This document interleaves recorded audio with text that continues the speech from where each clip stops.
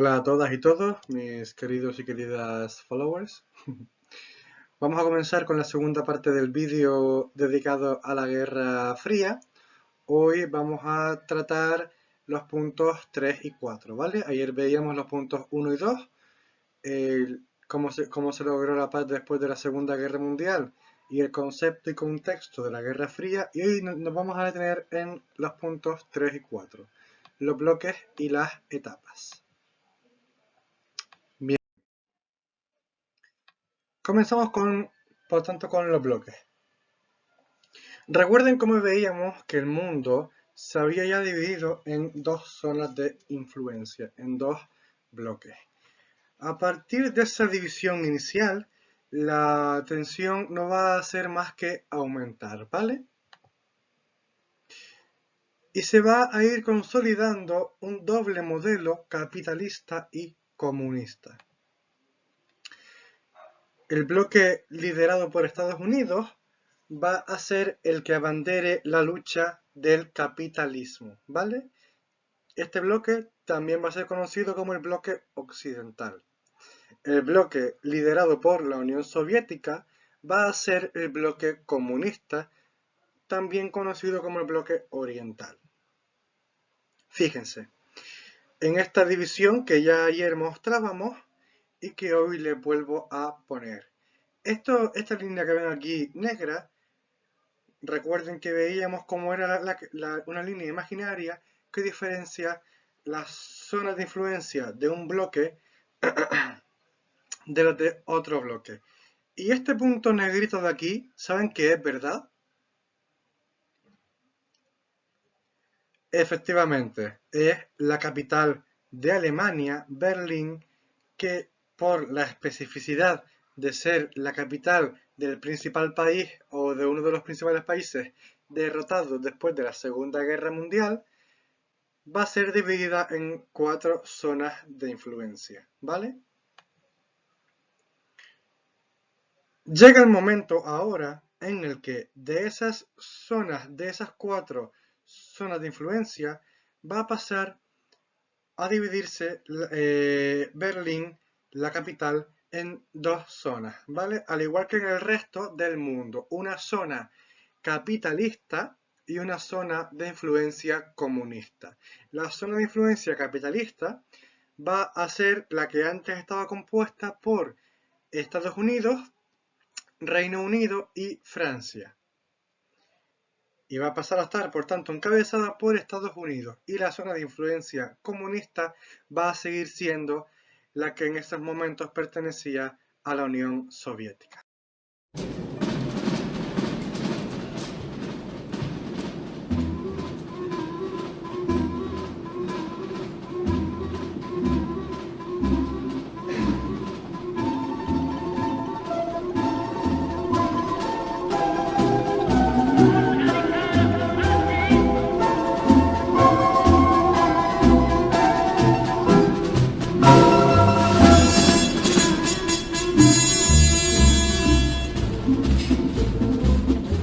From Stettin in the Baltic to Trieste in the Adriatic, an iron curtain has descended across the continent.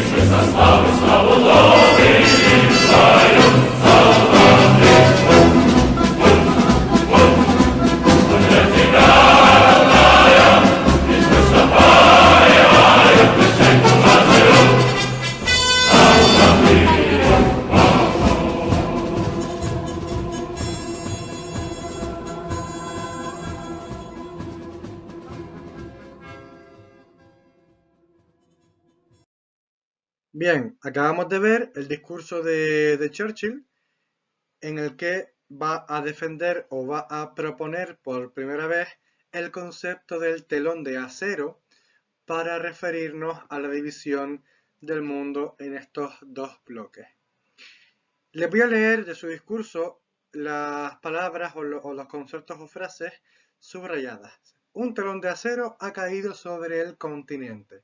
El telón de acero no deja de ser una metáfora de esa línea divisoria imaginaria, por supuesto, igual que la de Canarias en el cuadradito, cuando hablamos de los mapas de España, por ejemplo, que ha caído sobre el continente europeo, pero además también sobre el mundo. Dice, tras esta línea se encuentran todas las capitales de los antiguos estados de la Europa Central y Oriental. Varsovia, Berlín, Praga, Viena, Budapest, tal. Todas estas permanecen en lo que yo debo llamar el área de influencia soviética. Se está refiriendo al bloque soviético y las zonas de influencia de la Unión Soviética. Los partidos comunistas, que eran muy pequeños en estos países de la Europa Oriental, han sido elevados a la preeminencia y al poder muy por encima del número de sus afiliados y están pretendiendo en todas partes obtener el control absoluto. Después de la guerra, estos partidos comunistas, que eran antes minoritarios, empezaron a crecer en estos países y por tanto van a recibir con mucha más facilidad la influencia soviética. Recuerden cómo después de la guerra y antes también de la guerra en la Unión Soviética, el Partido Comunista era el partido predominante, ¿vale? El partido único. Y por tanto, el hecho de que haya partidos comunistas que ganen elecciones o que tengan un porcentaje muy alto en los resultados electorales, va a llevar a que participen en gobiernos de coalición, lo cual va a favorecer mucho más, como digo, estas redes de contacto. Y dice Churchill, es preciso que los pueblos de lengua inglesa se unan con urgencia para impedir a los rusos toda tentativa de codicia o aventura. Aquí se está posicionando como buen miembro del bloque capitalista, ¿verdad? Bien. Es fácil hablar de zonas de influencia, pero vamos a ver, evidentemente debe haber mucho más que una influencia ideológica para poder entender que haya dos bloques tan compactos como los que hubo en la Guerra Fría. Una de las formas de consolidar las relaciones entre los miembros de los diferentes bloques van a ser las alianzas militares. En Estados Unidos tenemos la Organización del Tratado del Atlántico Norte, también conocido como la OTAN. ¿Vale? Va a ser la unión militar de los países occidentales, de los países de influencia capitalista o estadounidense. Abro un paréntesis y les comento lo siguiente. Muchas veces decimos influencia norteamericana, cultura norteamericana o directamente cultura americana. Nuevamente yo, en mi lucha abanderada por los conceptos, les pediré que sean precisos a la hora de hablar de cultura americana, de influencia norteamericana, etc. Porque cuando decimos americano, nos estamos refiriendo a todo el continente americano, toda América, ¿vale? América compuesta por Estados Unidos, Canadá, México, todo Centroamérica y Latinoamérica. Por tanto, no es solamente Estados Unidos. Cuando decimos cine americano, nos referimos o nos estamos queriendo referir a cine estadounidense, ¿vale? A no ser que queramos incluir dentro de esa definición al resto de países que conforman el continente americano en su totalidad. Y con norteamericano pasa lo mismo, porque Norteamérica no es solo Estados Unidos, también es Canadá y también es parte de México, ¿vale? Cerramos paréntesis. Por tanto, la OTAN va a ser la alianza militar que va a unir a todos los países de influencia capitalista, consolidando así sus relaciones, en este caso, en el ámbito militar. Como dato curioso les diré que España se une en el 82 y que la OTAN, que sigue existiendo, la conforman 30 países, casi todos europeos, a excepción de Estados Unidos y de Canadá. La respuesta de la Unión Soviética va a ser el Pacto de Varsovia, que va a ser esta misma unión, alianza militar, pero en este caso referida a los países de influencia soviética.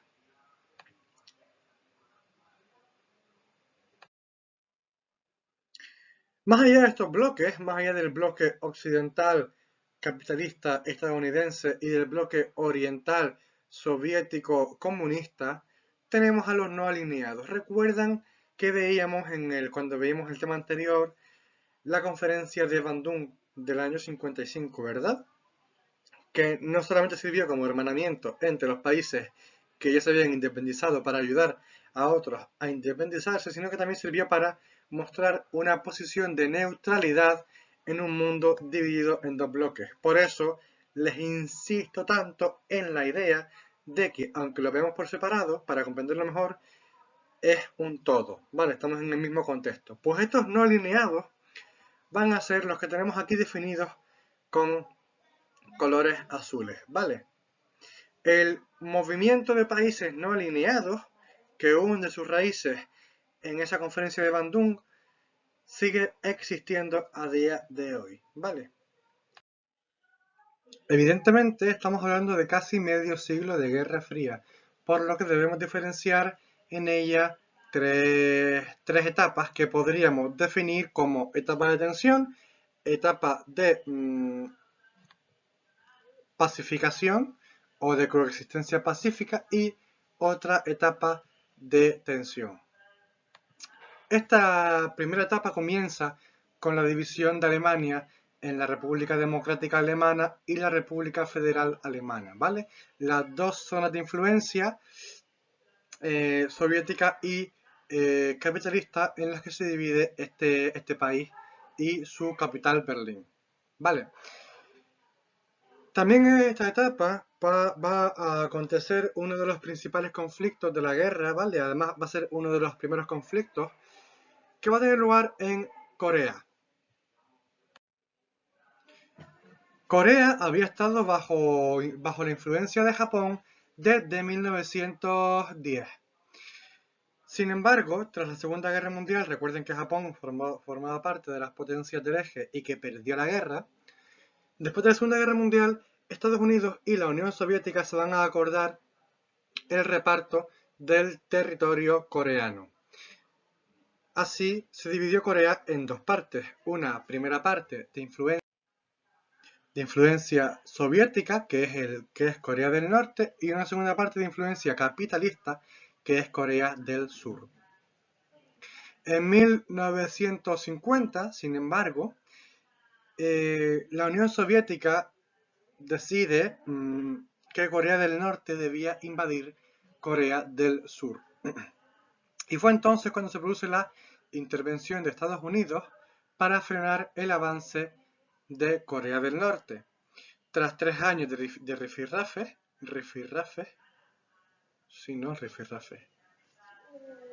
bueno, tras 3 años de tensiones, se van a mantener las fronteras tal cual estaban y de hecho va a seguir existiendo hoy en día esa división de Corea, ¿verdad?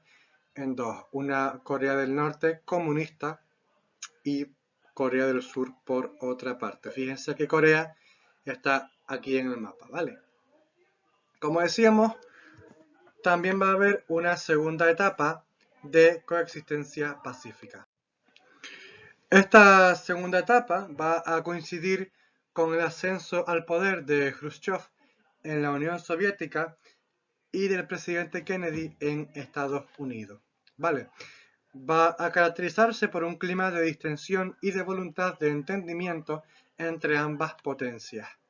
Sin embargo, esto se va a convertir en un equilibrio internacional muy precario, pues los intereses de una y otra potencia siguieron estando presentes.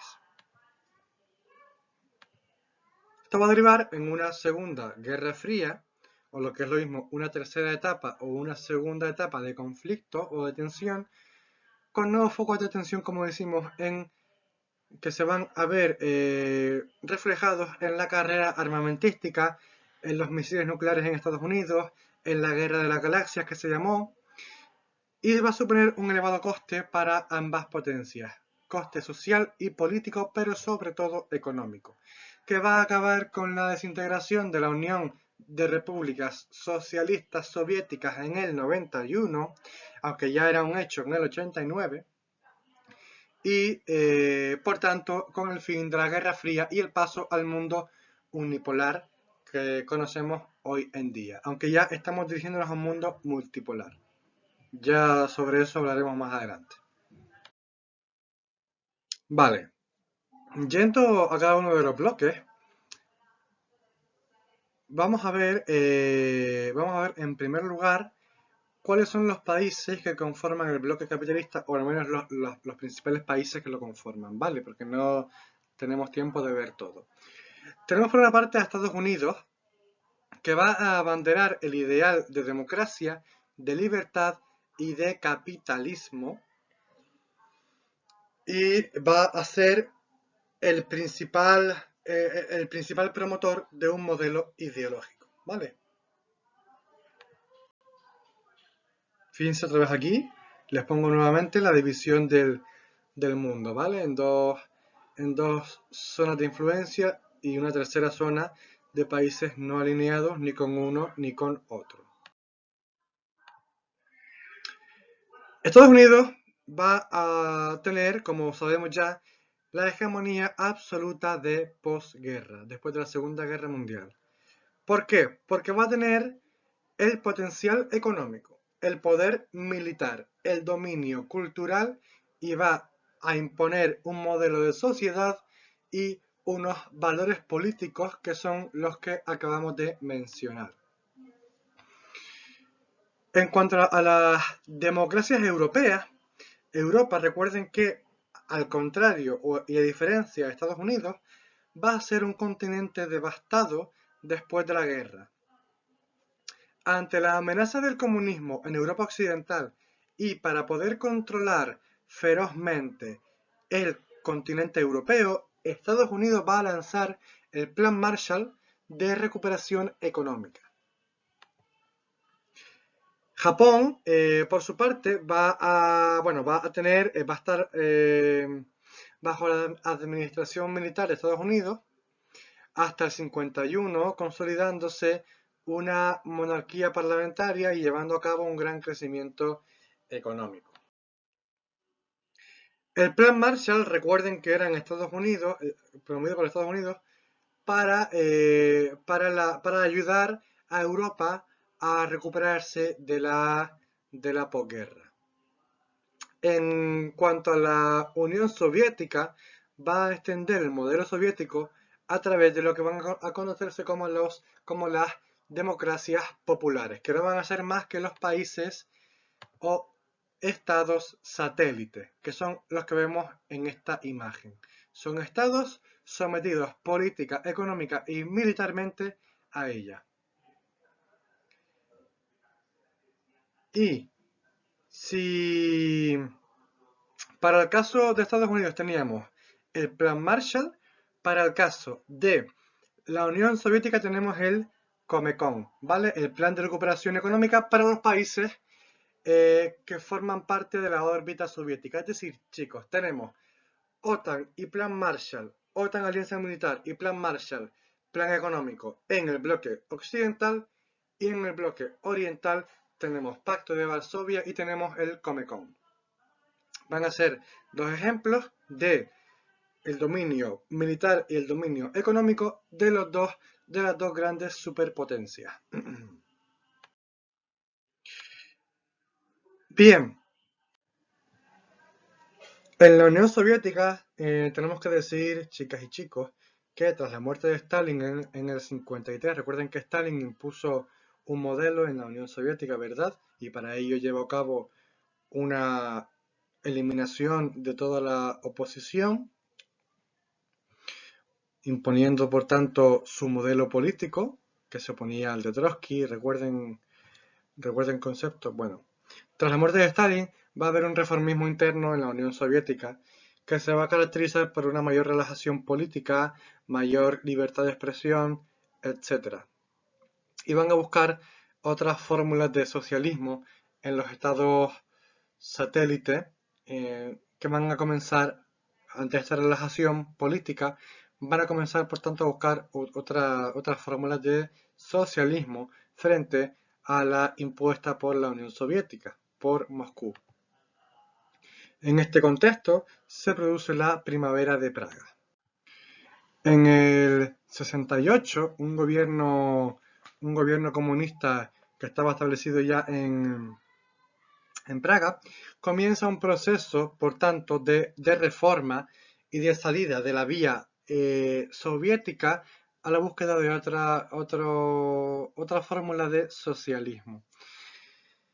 Ante esto, las tropas del Pacto de Varsovia van a intervenir directamente en el país checoslovaco.